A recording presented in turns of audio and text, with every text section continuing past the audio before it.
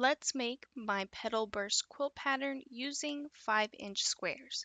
For this pattern, you'll need 21 5-inch squares and 3¼ yards of background fabric. I am using Willow by Sharon, Holland and Deco Stitch Cloud, all from Art Gallery Fabrics. Now let's get started. With your background fabric, you will cut a total of 48 2½ inch squares. I have scraps of 5-inch squares from a separate pattern, which I'm going to cut down to 2½ inch squares. But the remaining yardage will be used for your sashing and border background fabric. With your 5-inch print squares, trim them down to 2½ inch squares, making a total of 84 2½ inch squares. You may substitute a jelly roll strips or even your scraps. However, to replicate this pattern, you will need a total of 4 2½ inch squares per each print. But now that everything is cut, we are going to make a quilt block. For each quilt block, you will need 5 different prints fabric, 4 squares from each print, 12 2½ inch background squares, and 1 2½ inch square for your block's center. This same center print will be used for the center of all 4 of your quilt blocks. With 8 of your background squares on the wrong side, draw a 45-degree line from corner to corner with a fabric marking tool.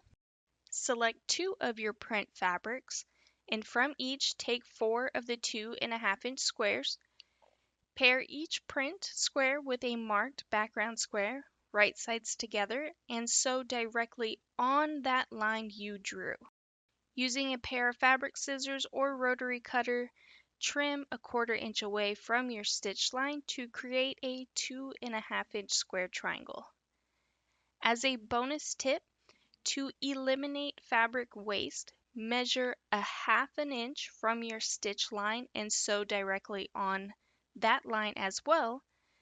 Then cut between the 2 stitch lines, and this method will produce a standard 2½ inch half square triangle, which is needed for this pattern, and a smaller half square triangle, which you can use for another project or even a piece backing if you prefer.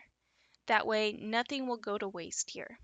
But go ahead and repeat this step to your 2 print fabrics, creating a total of 8 2½ inch half square triangles, 4 per each color. Now that it is time to build your quilt block, you will take all of your 2½ inch squares to form this star block below. You will sew your squares into rows, and then lastly, your rows together to complete a 10½ inch quilt block. Repeat these steps until you have made a total of 4 quilt blocks. Now that all of your blocks are completed, you will take the remaining background yardage and cut it into 3½ inch strips.